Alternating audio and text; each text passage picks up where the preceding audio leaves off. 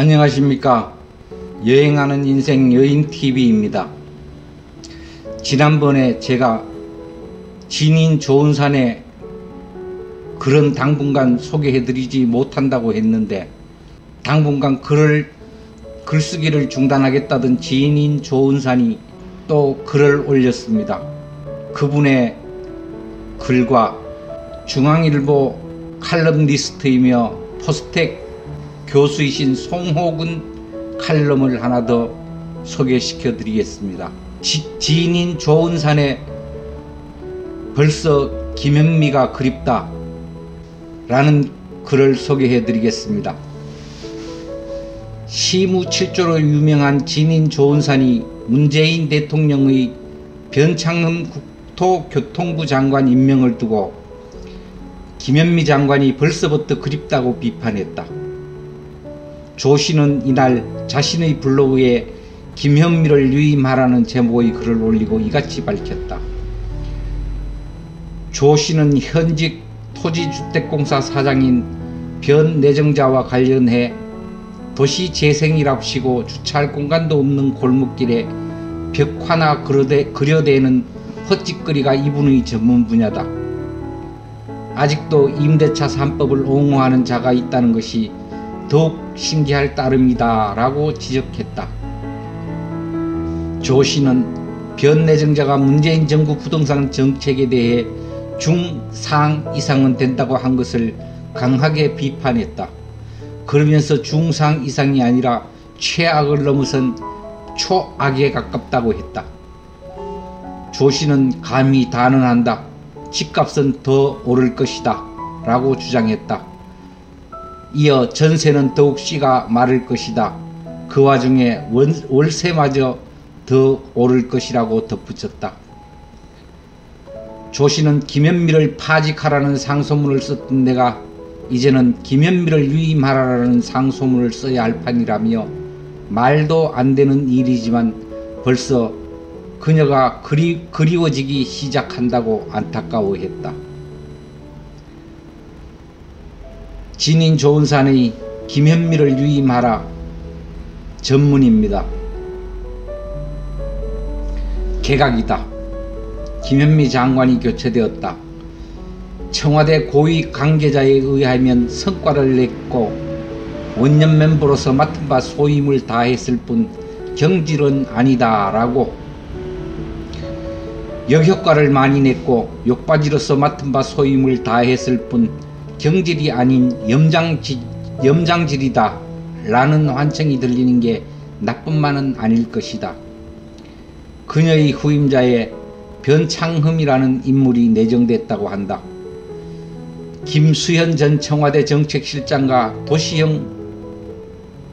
서울형 도시재생사업을 주도하며 문재인 정부의 공약사업인 도시재생 뉴딜의 초석을 닦았다 라고 평가받는 인물이기도 하다. 굳이 평하자면 난 이렇게 말하고 싶다. 최고급 호텔 레스토랑 셰프의 자리에 동네 빵집 아주머니를 데려다 놓더니 이제는 노숙인 쉼터 급식사를 데려다 놓는 꼴이다.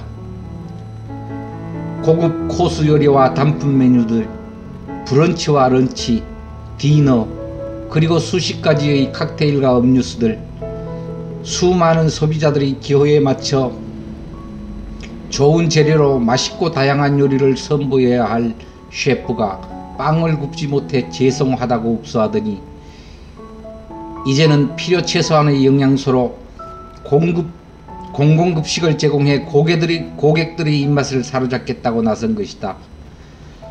먼저 말하고자 한다. 절대적 이익과 결과적 최선은 공공의 제약이 아닌 개인 간의 합리적이며 자유로운 거래에서 나오는 법이다.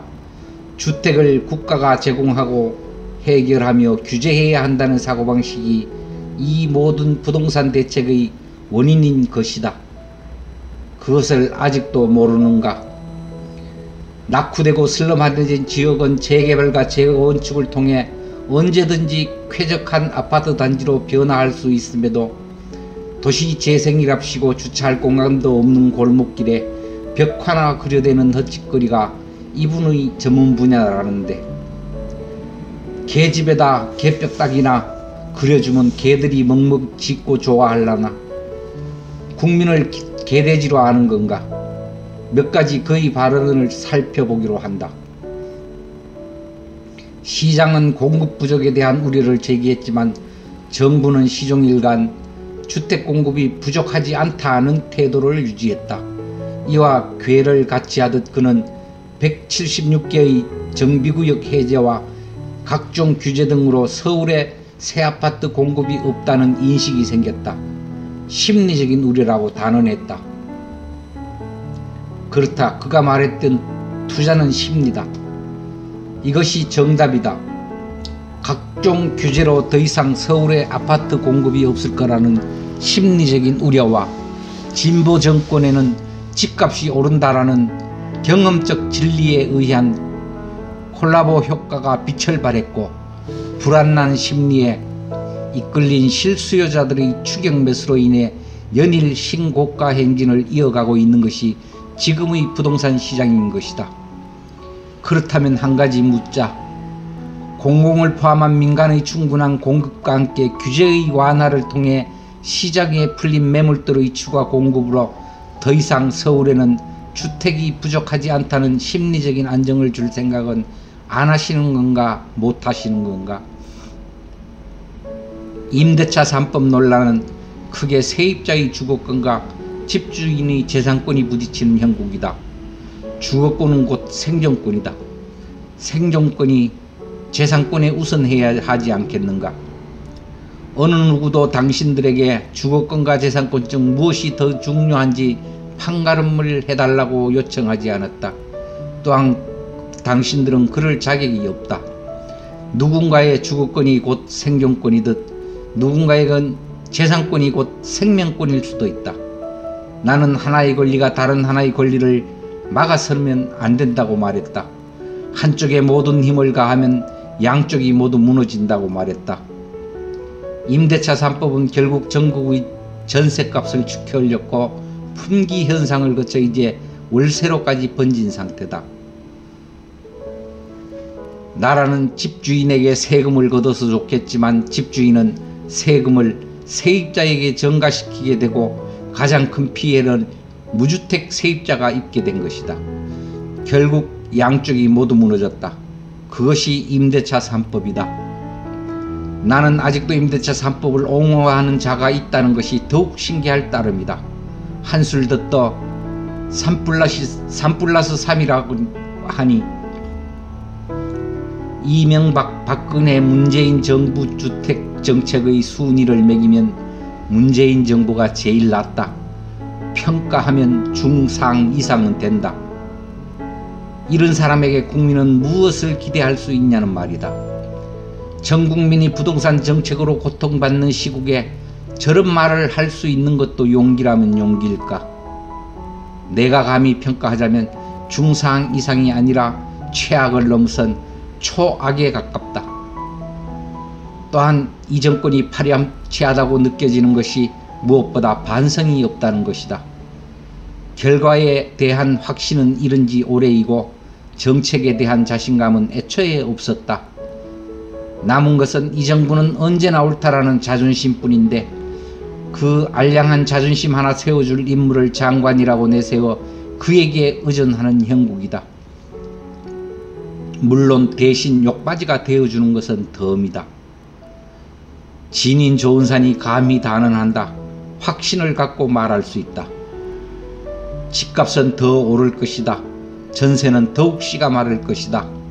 그 와중에 월세마저 더 오를 것이다. 집주인이 낼 세금을 일부 대납한다고 보면 된다. 정책이 바뀌어야 집값이 안정될 수 있다고 한 내 발언을 일부 수정한다. 정권이 바뀌어야 집값은 비로소 안정될 것이다. 이 정권은 답이 없다. 벌써부터 인터넷 커뮤니티 사이에서는 똥차 피하려다 쓰레기차에 치인 꼴, 똥개 피하려다 호랑이 만난 꼴이라는 등 온갖 비유가 판을 치고 있다. 나 또한 마찬가지다. 김현미를 파직하라라는 상소문을 썼던 내가 이제는 김현미를 위임하라는 상소문을 써야 할 판이다. 차라리 그녀는 예측이라도 가능하지 않았던가. 말도 안 되는 일이지만 벌써 그녀가 그리워지기 시작한다. 위에서 언급한 노숙인 쉼터 급식사라는 표현은 그저 시장과 공공의 구분 그리고 업무의 범위를 말하고자 할 뿐입니다. 오해가 없으셨으면 하는 마음에 미리 말씀드립니다. 그분들의 봉사하는 삶에 존경의 뜻을 전해드립니다. 감사합니다. 이상입니다. 네, 다음은 중앙일보 칼럼니스트 송호근 교수의 최종 병기 사약을 받을까입니다. 그가 오던 날 대통령의 애정어린 미소를 기억한다. 그가 오던 날 검찰개혁의 오랜 꿈이 이루어진다던 민주당 의원들의 환호성을 기억한다. 선거법, 공수처법, 정부 예산안을 두고 6개월을 협의하지 않았던가.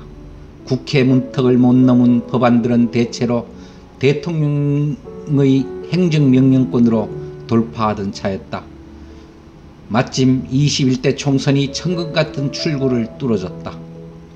여기에 적폐청산을 진두지휘할 장수를 모셨으니 20권 집권 같은 당찬 소리가 나올 법도 했다. 그런데 정권의 기대는 한 달도 못 갔다. 총장의 칼은 적과 아군을 가리지 않았다. 눈치가 없었거나 여권이 비난하듯 정치적 욕망을 은연중 드러냈을지 모른다. 총장이 대권 주자로 직행할 수 있을까? 글쎄다. 아무튼 좌충우돌했던 것은 분명하다. 윤 총장이 시키지 않은 일, 위험한 일에 나설 줄 예상하지 못했다. 청와대에 들이닥친 수사팀을 붙고 대통령은 대노했을 것이고 여권 실세들은 기가 찼을 것이다. 검찰개혁의 차질이 빚어졌음을 직감했다. 정권의 기대는 우려에서 저기로 바뀌었다. 조직은 이미 친문검사들로 장악된 상태지만 다급해진 정권은 총장의 척후대를 해체하고 손발을 잘랐다. 고립무원 총장의 독전이 시작됐다. 국민을 극도로 피곤하게 만든 법문전쟁이 1년 넘게 극성을 부릴 줄이야 생각도 못했다. 대한민국의 창의적 시간은 검찰개혁 격투기로 아수라장이 됐다. 언론, 재벌, 검찰개혁이 현 정권의 3대 수건 사업이다. 개혁은 필요한데 적정성은 어디까지? 장악일까? 세계적으로 유례없는 무소불위의 비대한 권한을 휘두르는 검찰이 특히 그렇다. 문재인의 대한민국이 묻는다에 있는 글입니다. 고 노무현 대통령의 악몽을 되풀이할 수 없었다. 수사권의 경찰 이양과 친문검사의 전진 배치는 완료됐다. 공수처는 곧 출범 예정이다. 모든 것이 착착 진행되는 마당에 조국 사태, 금융 사기 사건, 선거 개입 사건이 터졌다. 그냥 지나쳤으면 좋았을 텐데 검찰의 본능을 자제하지 못했다. 매를 사서 맞는 윤 총장은 지극히 눈치가 없거나 비정치적인 인물이다. 사정이 이러한데 자신의 정치를 한다고 직무정지 처분을 내린 추 장관의 말빨이 서겠는가? 장관의 하명을 따르면 정치가 아니다? 성역 없이 수사하라는 대통령의 당부를 충실히 따르면 정치인가 아닌가? 따르면 정권의 충견, 안 따르면 너희 정치로 비난받는 운명이 검찰이다. 검찰개혁의 화려한 명분을 대체로 까먹은 사람은 추 장관이다. 아들 병영이탈 의혹을 모성으로 틀어막았고 야당의 공세를 비웃음으로 받아쳤다. 추 장관에 대한 공세는 어쩌면 부당하겠으나 행동은 밉상이고 말마다 정 떨어지는 소리가 들린다. 은행이 이르니 개혁 멍군이 살아나겠는가? 개혁은 우선 환심을 사야 한다. 논리가 정연한 것도 아니다. 오죽했으면 인권법 연구회 소속 판사가 점잖게 법학개론 일장을 읊조렸겠는가. 검찰의 독립성과 정치적 중립성을 몰각한 조치. 총장은 장관을 맹종해서는 안 된다. 몰각, 맹종 같은 통렬한 표현이 판결문에 등장했다. 후배 판사로부터 저런 핀잔을 들은 장관은 잠시라도 조심하는 게 상식적이다. 추 장관은 서울행정법원 판결에 불복하고 즉시 항고를 했다. 부하가 항명하는 법원을 먼저 개혁해야 할 판이다. 정권 호위대가 불어대는 호각소리도 정 떨어지는 건 비슷하다. 징계 혐의자, 검찰 기득권자라는 비방도 그렇지만 임기제 뒤에 숨어 선출된 권력을 흔들고 있다는 이원욱 의원의 말은 힐나는 유치하기 짝이 없다. 총장의 뚝심에 선출 권력의 진정 흔들리는가. 오점 없는 권력이 어디 있으랴만 그의 칼을 조금만 받았더라면 오히려 후환이 없을 터였다. 윤 총장은 정권의 달갑자는 구세주일 수 있었다. 흠결 제로 정권의 흠결이 쌓이면 과거 정권의 비극을 재발하는 불씨가 되고야 만다.